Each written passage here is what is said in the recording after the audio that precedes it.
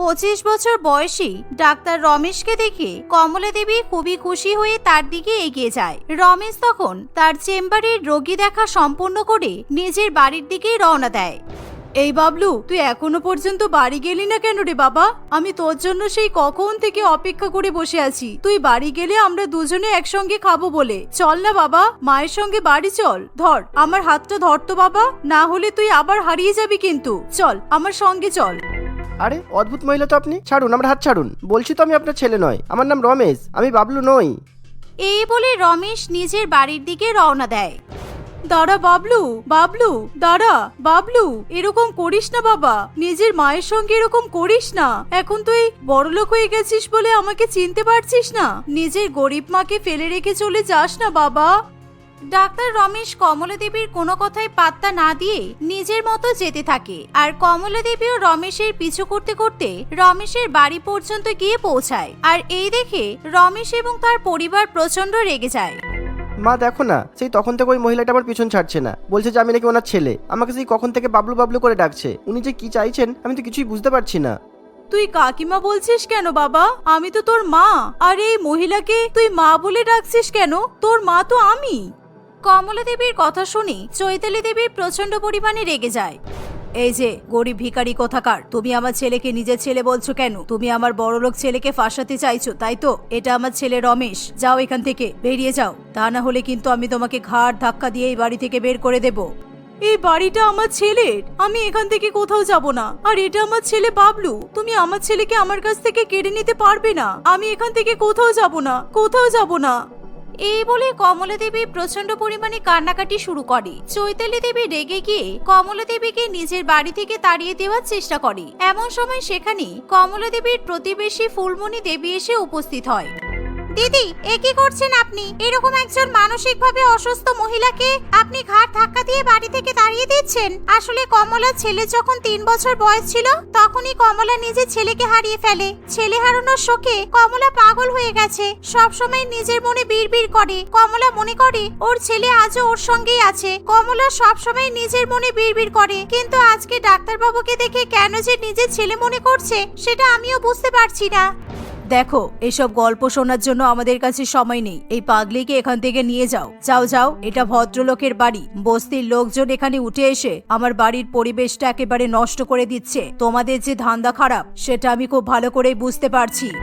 দাঁড়াও মা, আমার মনে হয় উনি সত্যি মানসিকভাবে অসুস্থ। আর ওনার সঙ্গে যে ঠিক কি হয়েছিল সেটা আমি ডিটেলসে জানতে চাই। আমি একবার চেষ্টা করতে চাই যদি আমি ওনাকে সুস্থ করতে পারি। উনি যখন আমাকে নিজের ছেলে মনে করছেন তখন মনে হয় ওনাকে সুস্থ করতে আমার খুব বেশি সময় লাগবে না। কাকিমণি, আপনি বলুন তো ওনার সঙ্গে কি ঘটেছিল?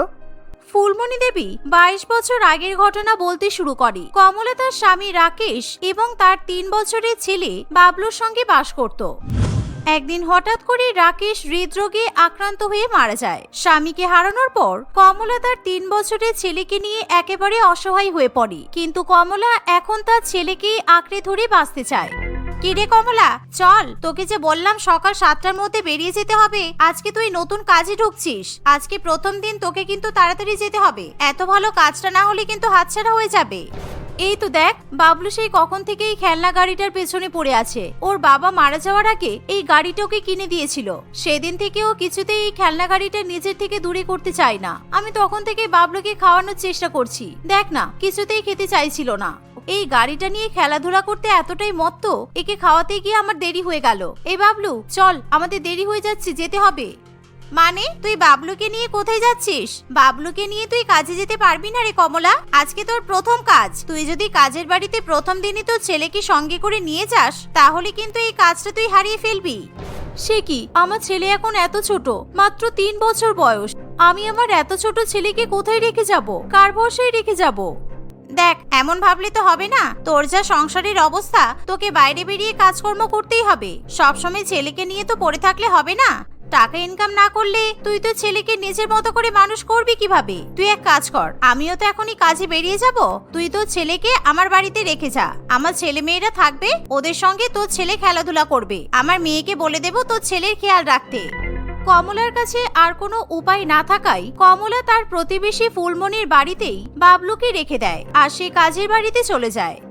1 ঘন্টা বাবলু তার খেলনা গাড়ি নিয়ে খেলাধুলা করতে থাকে, কিন্তু ফুলমনির ছেলে যখনই বাবলুর হাত থেকে খেলনা গাড়িটা কেড়ে নেয় তখনই বাবলু কান্নাকাটি করতে শুরু করে দেয়। এই তোর গাড়িটা কি সুন্দর, দেখি তো তোর গাড়িটা চালিয়ে কেমন লাগে। সেই তখন থেকে দেখছি তুই গাড়িটা নিয়ে খেলা করছিস, আমাকেও দে না, আমিও খেলবো। এটা আমার গাড়ি, আমার বাবা আমাকে কিনে দিয়েছিল। আমার গাড়ি আমাকে দিয়ে দাও, আমার গাড়ি দাও, আমার গাড়ি দাও বলছি। এই দেখে বাবলু প্রচন্ড পরিমাণে রেগে যায়। বাবলু তার খেলনা গাড়ির জন্য প্রচন্ড কান্নাকাটি করতে থাকে, কিন্তু চিন্টু কিছুতেই বাবলুকে গাড়ি দিতে চায় না। আর বাবলু সুযোগ বুঝে চিন্টুর হাত থেকে গাড়িটা কেড়ে নিয়ে পালিয়ে যায়। সে প্রচন্ড জোরে দৌড়ে দৌড়ে রাস্তার দিকে চলে যায়। মেন রোডের উপর দিয়ে দৌড়াতে দৌড়াতে হঠাৎই একটা গাড়ির সঙ্গে বাবলুর ধাক্কা লাগে। সেরকম ভাবে বাবলু আহত না হলেও ভয়ের চোটে সে সেখানেই অজ্ঞান হয়ে পড়ে যায়। অন্যদিকে কমলা কাজ থেকে বাড়িতে ফিরে এসে তার ছেলেকে হন্যে হয়ে খুঁজতে থাকে, কিন্তু সে কোথাও তার ছেলেকে খুঁজে পায় না। কেঁদে কেঁদে কমলার অবস্থা একেবারে খারাপ হয়ে যায়। দেখ কমলা, 3 দিন হয়ে গেছে, এখনো পর্যন্ত তুই মুখে অন্যের একটা দানাও তুলিসনি, জল পর্যন্ত খাচ্ছিস না। তুই নে, আমি তোর জন্য রুটি আর আলুর তরকারি এনেছি, তাড়াতাড়ি খেয়ে জলটা খেয়ে নে, না হলে কিন্তু তুই অসুস্থ হয়ে যাবি। আর শোন, তোর কপালে যেটা ছিল সেটাই হয়েছে, তোর ছেলেকে তো পুলিশেও খুঁজে পাচ্ছে না। কেন? আমার ছেলে তো আমার সাথেই আছে। বাবলু তো একটু আগেই ঘরের মধ্যে খেলনা গাড়ি নিয়ে খেলছিল, এখনই আবার বাইরে খেলতে চলে গেল। তুই খাবারটা রেখে দে, বাবলু বাড়িতে এলে আমি আর বাবলু একসঙ্গে খাবো। ও রুটি আর আলুর তরকারি খেতে খুব ভালোবাসে। দাঁড়া, আমি বরং বাইরে দেখে আসি বাবলু কি করছে। বাবলু, এই বাবলু। আসলে কমলা নিজের ছেলেকে হারিয়ে মানসিক ভারসাম্য হারিয়ে ফেলে। সে সবসময় নিজের ছেলেকে নিয়ে আবোল তাবোল বকতে থাকে, আর মাঝে মধ্যে বাড়ি থেকে বেরিয়ে নিজের ছেলেকে এদিক ওদিক খুঁজতে থাকে। সে ঠিকমতো খাওয়া দাওয়া করে না, ঠিকমতো ঘুমায় না। দিনের পর দিন এভাবেই কমলা 25টা বছর কাটিয়ে দেয়। আর আজকে 25 বছর পর ডাক্তার রমেশ যখন নিজের চেম্বার বন্ধ করে বাড়ির দিকে যায়, তখনই কমলা দেবী রমেশকে দেখে নিজের ছেলে বলে দাবি করে বসে। বুঝলাম, ইনি হয়তো আমার মধ্যে নিজের ছেলেকে খুঁজে পেয়েছেন, তাই হয়তো উনি আমাকে নিজের ছেলে বলে দাবি করছেন। তবে কাকিমণি, আপনি চিন্তা করবেন না, উনি যতদিন না মানসিকভাবে পুরোপুরি সুস্থ হচ্ছেন ততদিন উনি আমার সাথে আমার বাড়িতেই থাকবেন। উপরওয়ালা তোমার মঙ্গল করবে বাবা। তুমি যদি কমলাকে সুস্থ করে দিতে পারো, আমি সত্যিই তোমার কাছে কৃতজ্ঞ থাকবো। এই বলে ফুলমণি দেবী সেখান থেকে চলে যায়। কিন্তু রমেশের মা চৈতালি দেবী কিছুতেই রমেশের এরকম সিদ্ধান্ত মেনে নিতে পারে না।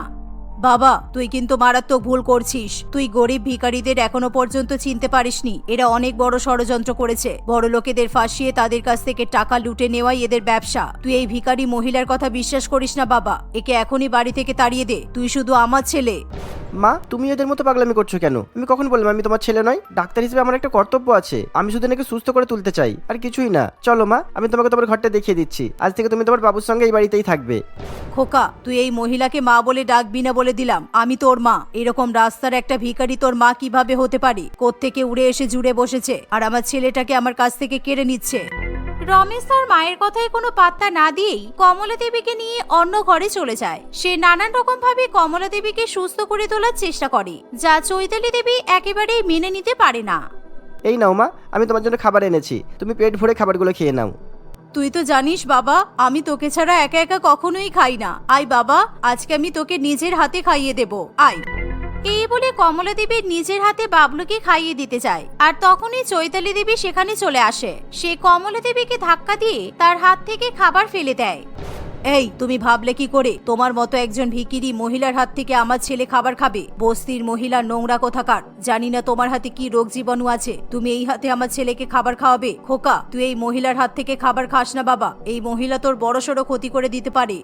মা, তুমিও কি ওনার সঙ্গে সঙ্গে পাগল হয়ে গেছো নাকি? দেখো মা, আমি তোমার ছেলে হওয়ার আগে আমি কিন্তু একজন ডাক্তার, আর ইনি আমার পেশেন্ট। আমার পেশেন্টকে সুস্থ করার জন্য আমাকে যা যা করতে হয় আমি তাই করব। এরকম পেশেন্টকে চিকিৎসা করে তুই কি 1 টাকাও ইনকাম করতে পারবি?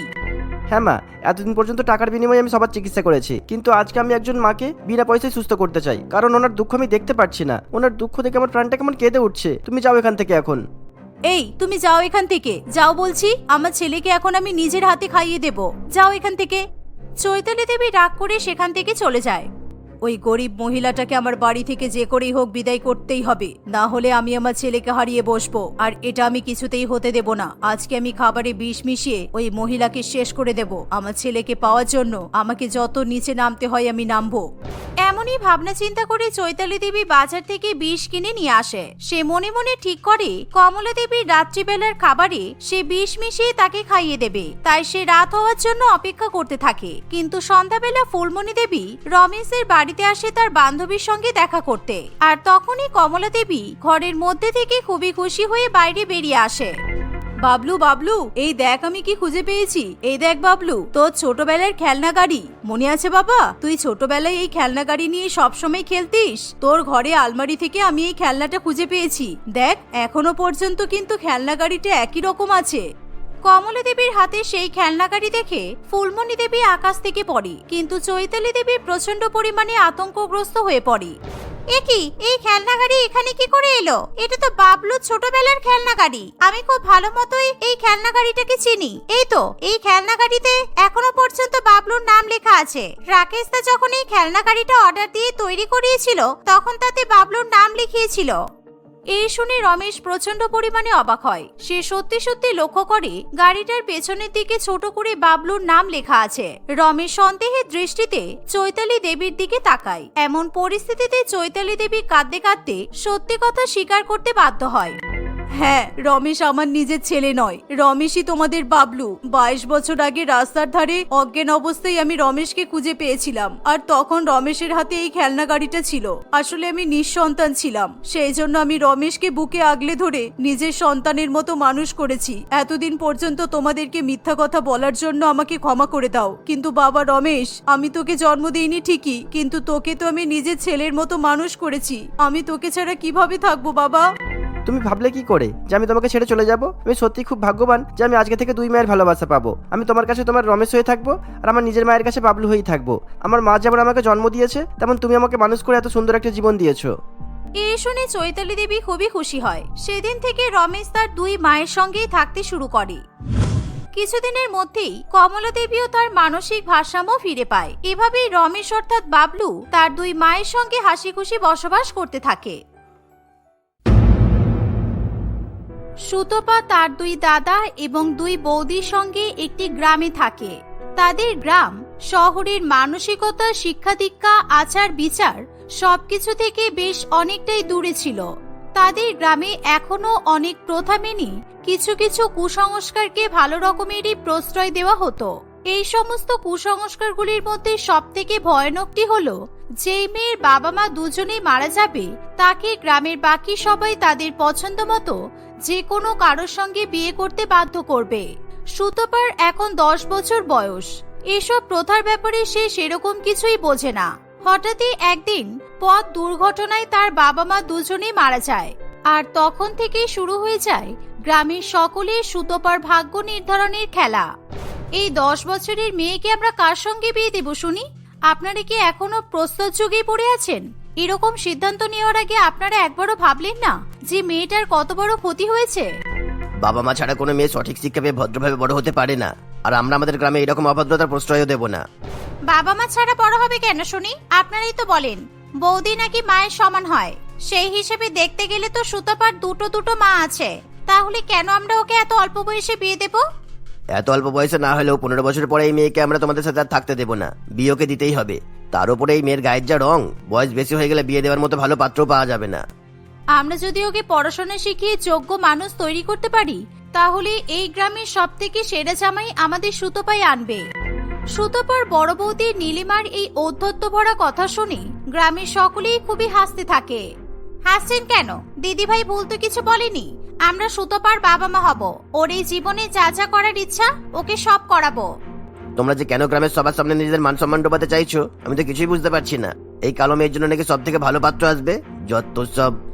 আপনি আমার থেকে বয়সে অনেক বড়, তাই আমি এতক্ষণ আপনার আর আমার স্ত্রীর কথার মাঝখানে একবারও ঢুকিনি। কিন্তু আপনারা এইভাবে ওদের সহানুভূতি নিয়ে মজা করছেন দেখে নিজেকে থামিয়ে রাখতে পারছি না।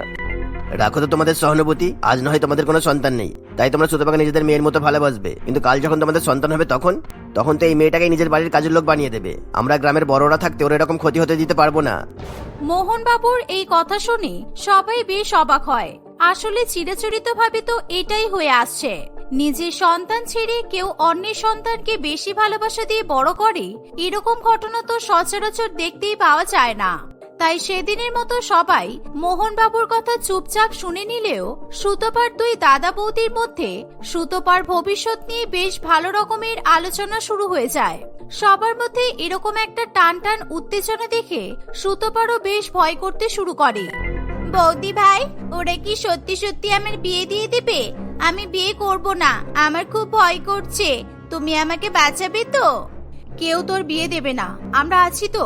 দরকার হলে আমরা এই গ্রাম থেকে অন্য কোথাও চলে যাব, কিন্তু তোর কোনো ক্ষতি হতে দেব না। আমার একটি বন্ধু ছিল না, পূর্ণিমা, ওর মা যখন আগের বছর মারা গেল তখন তো গ্রামের সবাই মিলে ওরও বিয়ে দিয়েছিল ওই পাশের গ্রামের একটা দাদুর সঙ্গে। পূর্ণিমা আর খেলতে আসে না, আর আমার সাথে লজেন্স কিনতেও চায় না। আমার বিয়ে হলে তো আমিও খেলতে পারবো না। এত চিন্তা করছিস কেন? আমরা আছি তো, আমরা সবকিছু সামলে নেব। সুরেশের কথা শুনে সুতপা সেখান থেকে চলে যায়। নীলিমা এবং মীনাক্ষী দুজনেই সিদ্ধান্ত নেয় তারা কোনোদিনও সন্তান নেবে না। তারা সারা জীবন সুতপাকেই নিজের সন্তানের মতো ভালোবেসে তাকে মানুষ করবে। গ্রামের লোক তাদের এই কাজে অনেক বাধা দিতে আসলেও নীলিমা কিংবা মীনাক্ষী কেউই তাদের কোনো কথা শোনে না। গ্রামে তাদের থাকা অসম্ভবপর হয়ে উঠলে তারা সবাই মিলে অন্য এক শহরে থাকতে চলে যায়। কেন বা কিসের জন্য তারা গ্রাম ছেড়েছে এই কথা সুতপাকে তারা ঘূর্ণনাক্ষরেও জানতে দেয় না। দেখতে দেখতে বেশ অনেকগুলো বছর কেটে যায়। সুতপার এখন 20 বছর বয়স। কয়েকদিনের মধ্যেই তার কলেজের পড়াশোনাও শেষ হয়ে যাবে। আজ কিন্তু আবার দেরি করে বাড়ি ফিরিস না যেন। আগের দিন তোর দাদা খুব বকাবকি করছিল। আজকে দাদা ফেরার আগেই বাড়ি ফিরে আসবি, না হলে শুধু শুধু অশান্তি হবে। অশান্তি তো আর এমনি এমনি হয় না, তোমরা অশান্তি লাগাও তাই অশান্তি হয়। আমি কি আর বুঝি না কেন দাদারা আমার উপর অকারণে রেগে যায়? বড় মার সাথে কিভাবে কথা বলছিস তুই সুতপা? আমরা তোকে এতদিন ধরে এই শিক্ষা দিয়েছি, তুই এরকম করিস বলেই তো তোর দাদারা তোর উপর রেগে যায়। আমি না এখন অনেক বড় হয়ে গেছি, তাই আমার সামনে এই বড় মা ছোট মার নাটকটা করো না তো প্লিজ। আমার খুব বিরক্ত লাগে। আমাদেরকে মা বলে ডাকতে তোর বিরক্ত লাগে? এই কথাটাও তোর থেকে শুনতে হবে কোনোদিনও আশা করিনি। তোমাদের দুজনের জন্য আমাকে কত অপমান এতদিন ধরে সহ্য করতে হয়েছে সেটা তোমরা একবারও ভেবে দেখেছো? আমাদের জন্য তোকে অপমান সহ্য করতে হয়েছে সেটা কিরকম ভাবে শুনি? তোমরা রাস্তাঘাটে যেখানে সেখানে এভাবে আমাকে মেয়ে মেয়ে বলে ডাকো, আর আমাকে সবাই ফর্সা মায়ের কালো মেয়ে বলে। আবার বলে তোমরা নাকি আমাকে দত্তক নিয়েছো। এটা বলাই তো স্বাভাবিক, কারোর তো আর দুটো মা থাকে না বলো। আমাদের জন্য তোর অনেক অসুবিধা হয় বল। আমরা না থাকলে তুই খুশি হবি? তুই যদি সেটাই চাস তাহলে সেটাই হবে, কারণ তোকে কষ্ট দিয়ে আমরা কিছু করতে চাই না। তাহলে প্লিজ আমার চোখের সামনে থেকে চলে যাও। আমি সত্যি বলছি, তোমাদের দেখলে আমার এমন রাগ হয়, সবসময় পেছন পেছন ঘুরে বেড়াও তোমরা। আমি কি এখনো বাচ্চা? এই বলে সুতপা সেখান থেকে চলে যায়। সুতপার ব্যবহারে তার দুই বৌদি খুবই কষ্ট পায়, কিন্তু তারা তো শুধু সুতপার বৌদি নয়, তারা তো সুতপার মা। তাই ননদ বৌদির মতো ঝগড়া তারা সুতপার সঙ্গে করতে পারে না। তারা সুতপাকে ভালো রাখার সমস্তই চেষ্টা করে, কিন্তু একভাবে বৌদিদের থেকে এই ভালো ব্যবহার পেয়ে সুতপার তার বৌদিদের প্রতি ব্যবহার দিনের পর দিন খারাপ হতেই থাকে। আর এই সমস্ত কিছু চলে সুরেশ এবং অবিনাশের অনুপস্থিতিতে। সুতপার দুই দাদা বাড়িতে থাকলে সে একেবারে শান্তশিষ্ট মেয়ে হয়ে থাকে। এবার তো বোনের জন্য একটা সম্বন্ধ দেখতে হবে, কি বলো নীলিমা? আমাদের বোন যা শিক্ষিত আর ভদ্র, তাতে ওর জন্য ভালো ছেলে পেতে আমাদের কোনো সমস্যাই হবে না। এটুকু বয়সে তুমি মেয়েটার বিয়ে দিয়ে দেবে? ওকে আর একটু ভালো করে নিজের জীবনটা বাঁচতে দাও, তারপর না হয় আমরা সবাই মিলে সুতপার জন্য পাত্র খুঁজবো। তোমার হাতে সুতপার বিয়ের দায়িত্ব ছাড়লে আমার বোনের কোনোদিন এই বিয়ে হবে না, সেটা আমি ভালো করেই বুঝে গেছি। সুরেশের এই কথা শুনে সুতপা সেখানে চলে আসে।